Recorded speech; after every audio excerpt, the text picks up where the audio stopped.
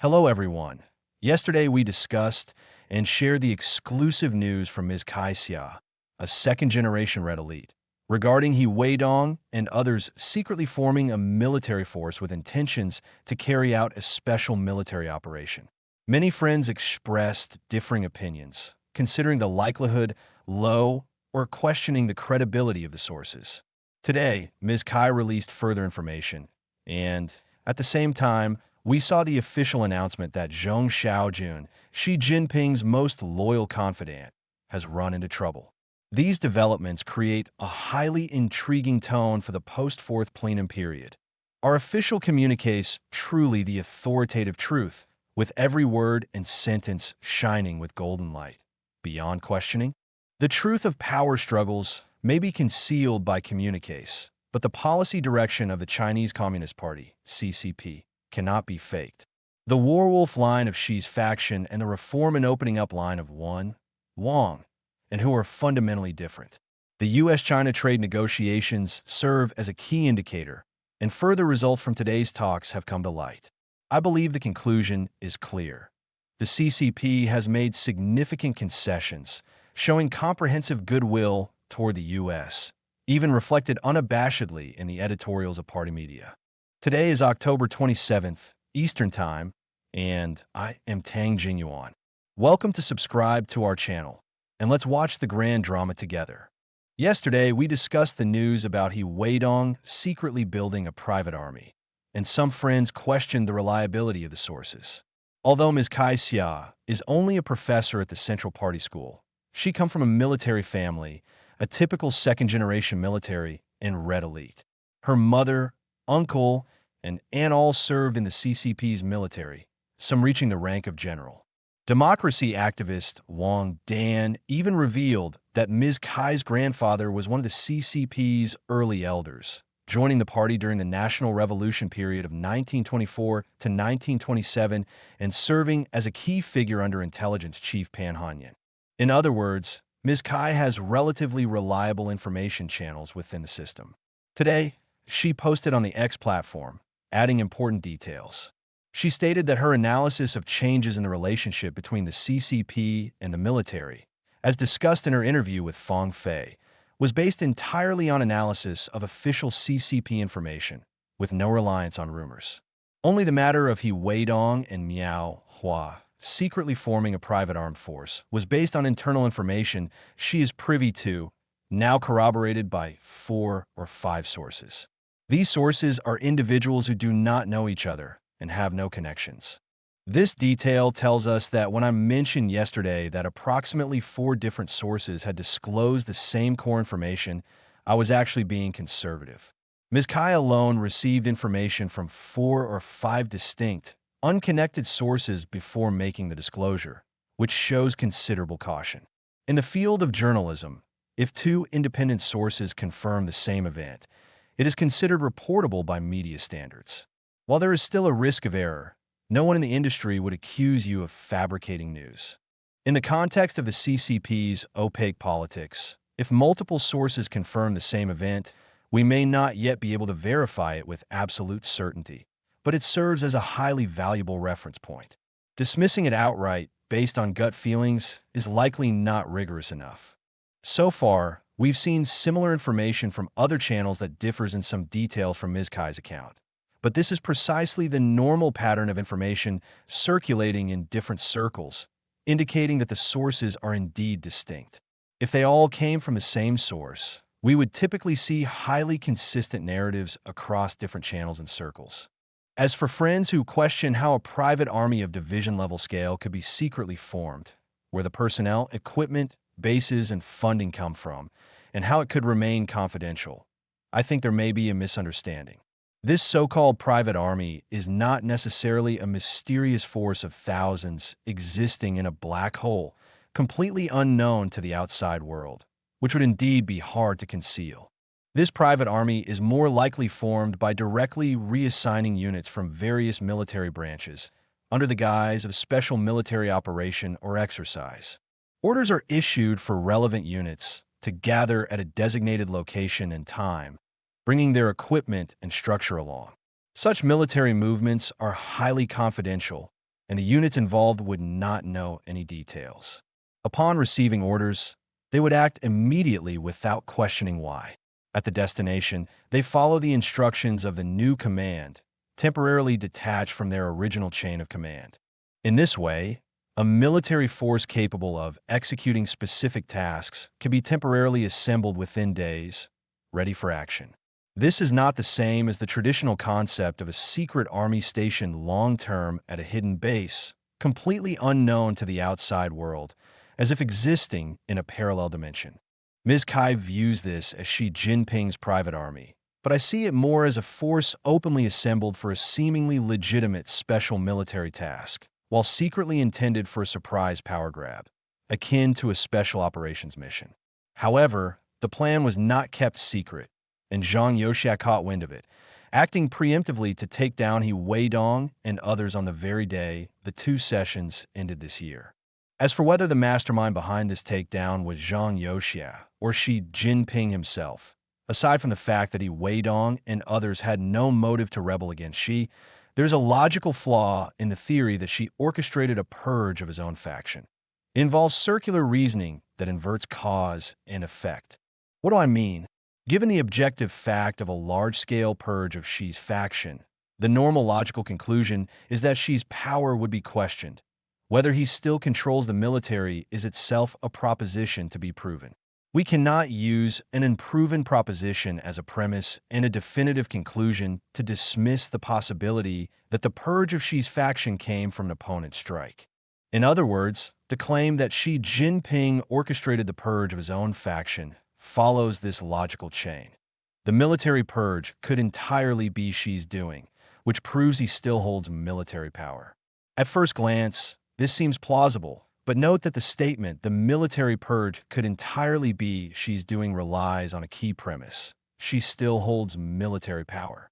Only with this premise does the claim that Xi purged his own faction hold water.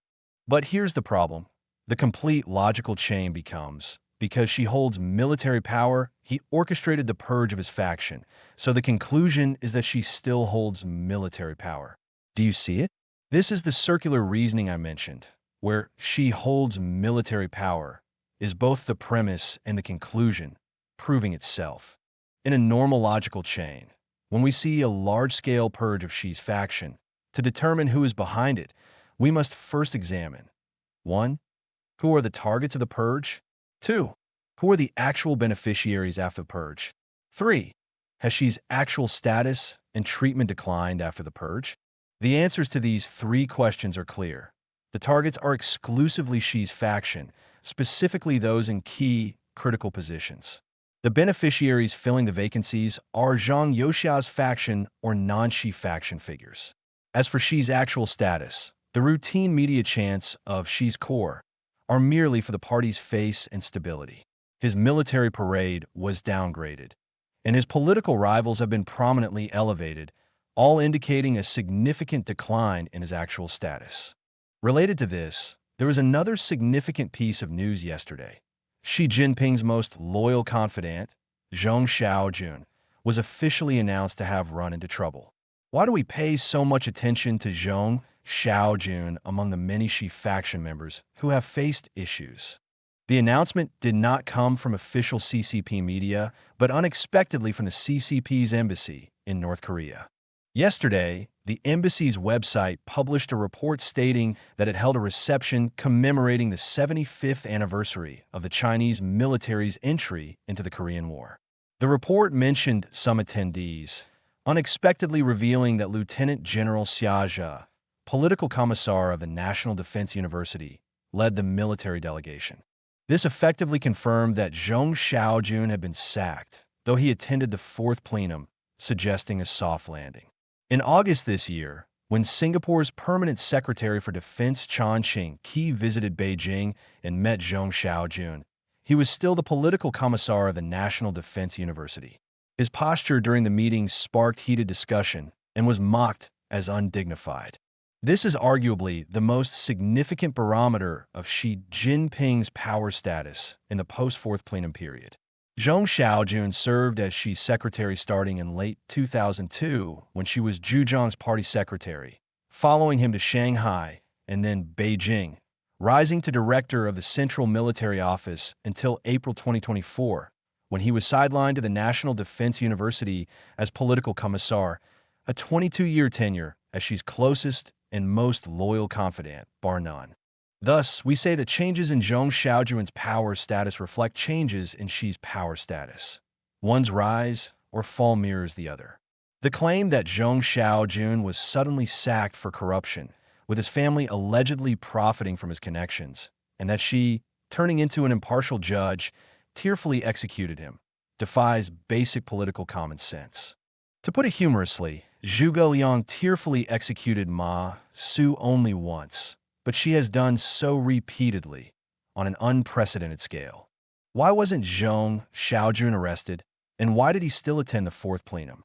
One main reason, as we analyzed, is that he was fortunate to be sidelined to a military academy in April last year, stripped of real power and distance from the center of the power struggle.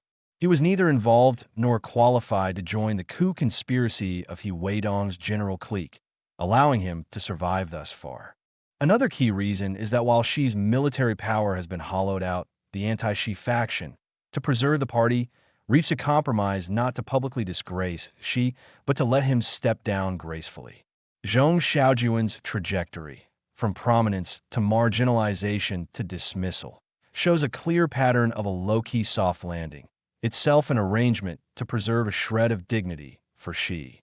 Everyone knows that Xi and Zhong Shaojun, master and servant, are deeply intertwined, reflecting each other's fate. Next, let's discuss the U.S.-China trade war, which many are closely watching. More news emerged today, especially with the CCP's party media setting the tone, essentially signaling what will happen when Xi meets Trump. First, the U.S. side.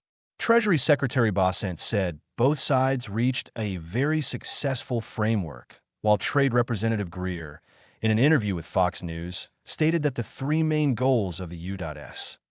China-Malaysia talks were achieved. China confirmed it will resume purchasing U.S. soybeans, with Bessent stating a purchase total of $20 billion. 2. China pledged to cooperate with the U.S. in combating fentanyl exports to the U.S. 3. Rare earth supply restrictions have been delayed by at least a year, with the issue partially resolved. 4. Taiwan was not mentioned in any talks, as it is not part of trade negotiations. What did the U.S. give in return? Trump's threatened 100% additional tariffs, set for November 1st, were canceled. CCP negotiator Li Chungang told the media that the talks covered fentanyl tariffs, fentanyl control, port fees for Chinese vessels, and export controls by both sides, clearly touching on whether the U.S. would lift fentanyl tariffs, stop charging Chinese vessels port fees, or ease chip export controls. However, as of the time of this broadcast, I've checked reputable Chinese and English media and found no credible reports indicating U.S. concessions on these three fronts. In other words, the CCP withdrew its rare earth card, abandoned the soybean card it played since May this year, and softened on the fentanyl issue, pledging to cooperate with the U.S. in combating it. Whether or how much it will follow through is another matter, but at the negotiating table, it humbled itself, refraining from the hardline stance that the fentanyl issue originates in and is the responsibility of the U.S. Essentially, after a single warning from Trump, the CCP promptly self-imposed three concessions, admitting fault. What does this mean? It's a complete capitulation. This is starkly different from the warwolf stance we've grown accustomed to. To put it more starkly, it's the kind of behavior seen in the context of the U.S.-China couple theory. I saw a netizen comment, "If this is true, Li Chungang would be executed upon return." This actually hits a key point. Everyone knows Li Chungang is seen by the U.S. as a war wolf, even a super war wolf. Bessent singled him out, denouncing him as deranged and a hardliner who disrupted the previous 4 rounds of talks. The accusations were heavy. But have you noticed? After this round of talks, the person presenting the CCP's official stance to the media was none other than Li Chungang. Consider this. When Bessent publicly criticized Li Chungang, it was to set up He Feng to play the good cop. Bessent slammed Li, the hardline bad cop, so He Lifeng could step in as the conciliatory figure. Yet Li Chenggang led the talks and made the official statement, while He Lifeng was quietly sidelined. What does this mean? To me, it's quite clear. The U.S. called Li Chenggang a war wolf, so they had him publicly display a docile, sheep-like side, showing the U.S. and the world that the war wolf leading China's trade negotiations and foreign policy has been tamed. Some might see this as a transformation of the war wolf, but I lean toward calling it a replacement. Opinions may differ, and everyone can interpret it as they see fit. This tone is not my wishful thinking. As soon as the negotiation results came out yesterday, the People's Daily published a column under the byline Zhong Shaojun. Everyone knows Zhong Shaojun means China's voice, used by party media to set the official tone. The article was titled Jointly Safeguarding the Hard-Won Results of Consultations. Interested friends can read the article themselves. It contains no confrontational language, filled instead with phrases like properly handling differences, candid exchanges, positive consensus, moving forward together, and coexistence and mutual prosperity. It even stated, adhere unwaveringly to the three principles of mutual respect, peaceful coexistence, and win-win cooperation. An interesting detail, previously, when the People's Daily mentioned tariffs, it used terms like so-called reciprocal tariffs, unilateral tariffs, or tariff blackmail. This time, for the first time, it used reciprocal tariffs without quotation marks. With the CCP's capitulation, the prospect for successful U.S.-China trade negotiations have greatly increased. Even capital markets, which barely understand CCP politics, have caught on. Today, major global stock indices hit record highs. Japan's Nikkei, South Korea's Kospi, and Taiwan's TEX all reached new peaks on Monday, while the Shanghai Composite recorded its highest close in over a decade. After hitting record highs last Friday, the U.S.'s three major indices rose again today, with the Dow up 0.7%, the S&P 500 up 1.2%, and the Nasdaq up 1.9%, showing strong upward momentum. We said communiques can be faked, but policy cannot. This is just the first example, and we may see more such cases in the future. Let's wait and see.